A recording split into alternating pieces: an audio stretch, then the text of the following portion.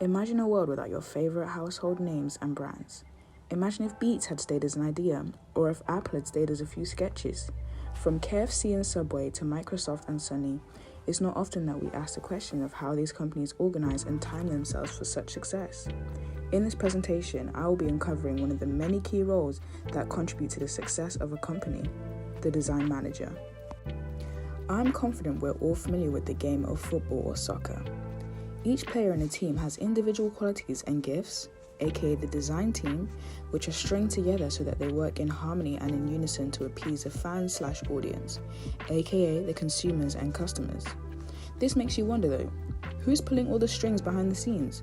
Who is using each player to their advantage to boost a performance? Well, what would a good football team be without their coach? What would a good design team be without their design manager? Design management has had many definitions throughout the years. For example, in 1965, it was defined as the function of defining a design problem, finding the most suitable designer, and making it possible for him to solve it on time and within a budget from far. However, we currently have a few definitions floating around currently.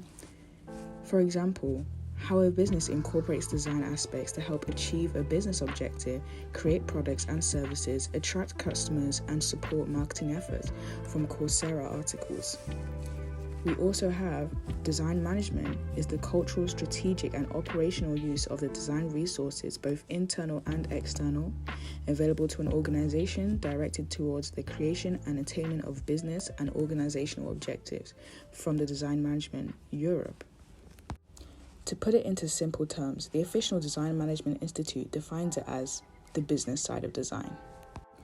Catherine Best defines design management in her book as managing design projects paid for by a client, a business or organization, and carried out by a designer, a design team, or a design consultancy.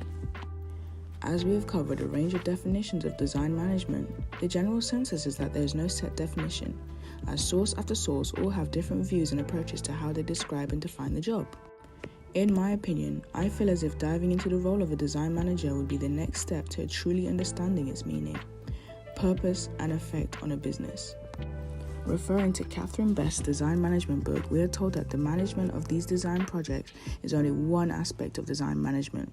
The activity of designing is a people-centered problem-solving process, which also needs to be managed. Meaning design management is a much bigger role/task as a whole than people really see. Design in itself is a job with many roles, tasks, and branches. The design manager needs to oversee this as well and understand, and have a general knowledge of each stage of design happening under their authority. Topalian stated in 2003, design management consists of managing all aspects of design at two different levels, at a corporate level and at a project level. The emphasis on all aspects of design further supports my point of design managers having a larger scope of work than it seems. If we also look at the competency framework for design managers released in 2016, we get a clearer picture on the overall standard tasks a design manager has to complete, with four main categories of work which list as organization, design function, individuals, and design tasks. The subcategories list as connecting and convincing others, building a creative environment, managing the design process, and mediating business value. Using LinkedIn, I had conducted some primary research in hopes of seeking out and connecting with current design managers to get a better understanding of their career journey and how they got to the position they're in to this day. One example would be one of Dyson's design managers, James Carswell.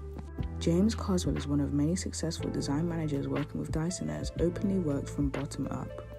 Starting as a university student at Brunel in London, he left with a first-class degree in industrial design and technology, moving straight into Dyson as a graduate design engineer in 2012. This is due to him picking up connections during his studies and placement year at Avon Rubber as a product engineer.